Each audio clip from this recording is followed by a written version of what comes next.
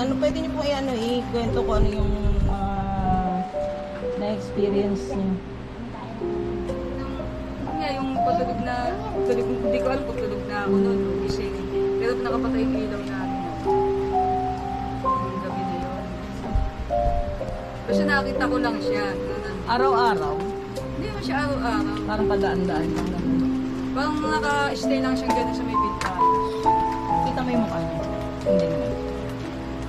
Kasi hindi ko masyado, kasi Tsaka madilim. nakaganyan lang siya. Tsaka madilim yun. No? Nakaganyan lang siya. Matagal mo nang na-experience yun.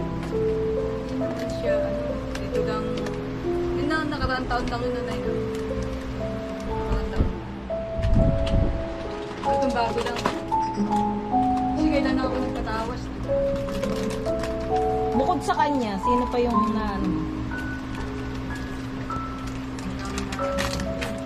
Kasi may naramdaman kami matanda dito eh.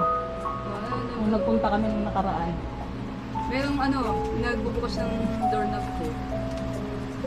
Ipipilit na buksan yung doorknob ko. Hindi ko naman binubuksan. Ganun din, nakahiga ka na rin. Tulog na rin kami noon. Talagang pagtulog, ano? Tulog ako. Pero bukas naman yung ilaw ko noon. Kung kasama niya sa bahay yun, kakatok. Oo, kung kasama mo sa bahay, syempre kakatok pa yun, di ba? Pero may time na may kumatok, di ba na? Kumatok siya ng kumatok. Pero wala namang tao kasi sarado na ito eh. Ano yung katok niya? Gano'n ka ano? Malalim? Or Ano siya, di ba? malakas? Tao. Malakas. Pagka gano'n na lang, huwag nyo na lang pagbubuksan.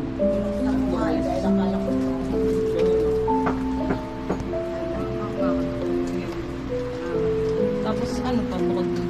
Yun lang, binubuksan, may nagbubuksan nga ng pinipilit. 2 beses na niya nagbubukas ng doon. Tapos yun nga, yung may nagpakita na natin sa akin sa internet. 2 beses na. Ano kaya ang ano niya? No? Yun ngayon ang ano yun natin, tuklasin natin. Kung ano yung ba't siya nagpapakita. At kung bakit din siya tawid ng tawid dito. Kasi siguro may gusto siyang ibig sabihin eh. Kaya nagpapaano siya kaya ano. Kasi yung matanda, sino kaya? Yun ang di natin ano eh.